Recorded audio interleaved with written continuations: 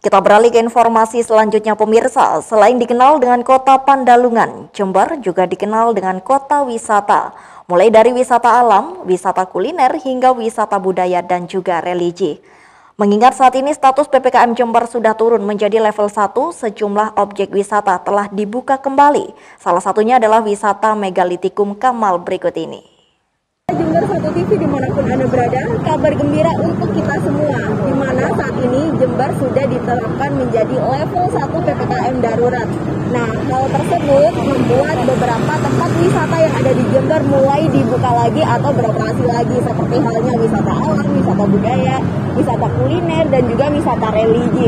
Nah, dalam liputan berikut ini saya ajak Anda untuk berwisata di Megalitikum Kamal. Pemirsa tetap stay tune di liputan kali ini.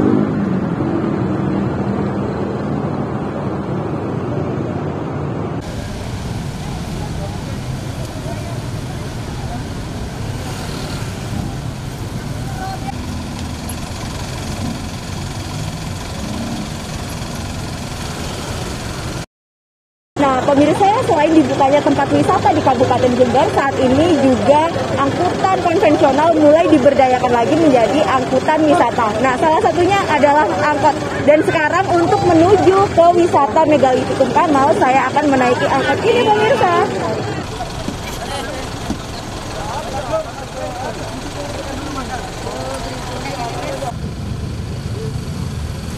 Untuk menuju ke destinasi wisata Kamal yang jaraknya sekitar 20 km dari alun-alun kota Jember, kita bisa menggunakan moda transportasi berupa angkot.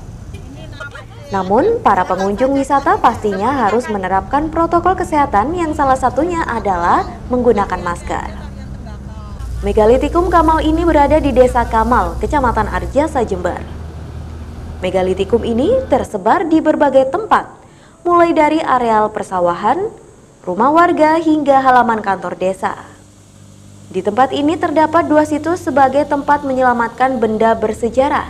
Yang pertama adalah situs Klanceng dan yang kedua adalah situs Duplang. Di dalam situs tersebut terdapat berbagai macam jenis batu peninggalan sejarah, seperti batu kenong, batu menhir, hingga batu dolmen. Batu-batu tersebut berbentuk lonjong dan mempunyai beberapa tonjolan. Batu kenong merupakan lambang bentuk persembahan kepada arwah nenek moyang dan menjadi alat pemujaan. Batu kenong terdiri dari batu kenong tunggal yang berfungsi sebagai tempat pemujaan arwah leluhur, sementara batu kenong kembar berfungsi sebagai penunjuk dolmen. Berbeda halnya dengan batu menhir yang merupakan tempat pemujaan kepada roh nenek moyang atau roh prasejarah.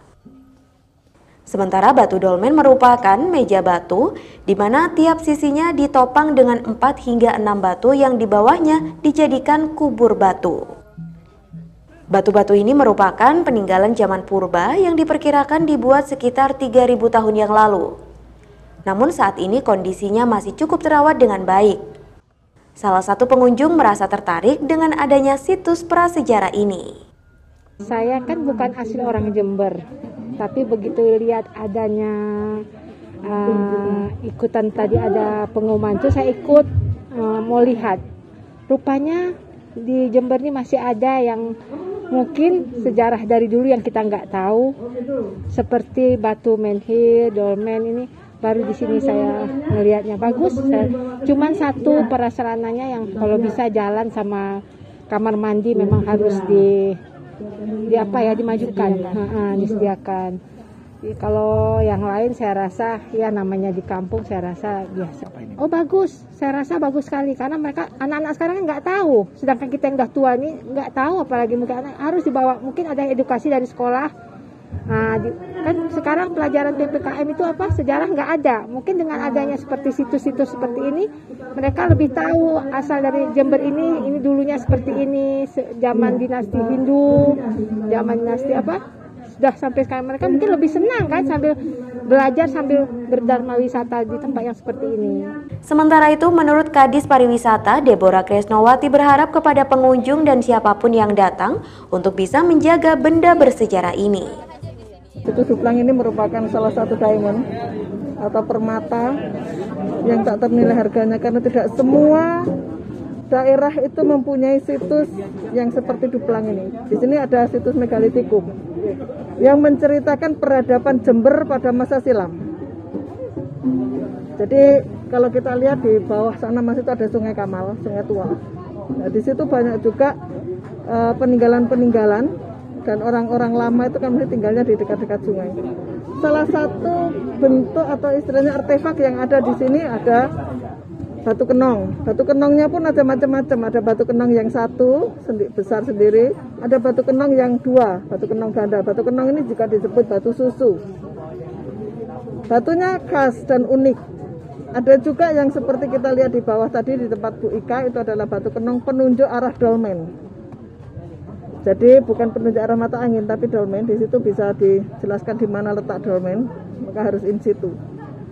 Tidak hanya di tempat ini, tapi tadi di Klanceng juga ada, kemudian di Kebun Jurang atau di Calong juga ada, terus ada di Kupang, daerah Kupang sana juga ada.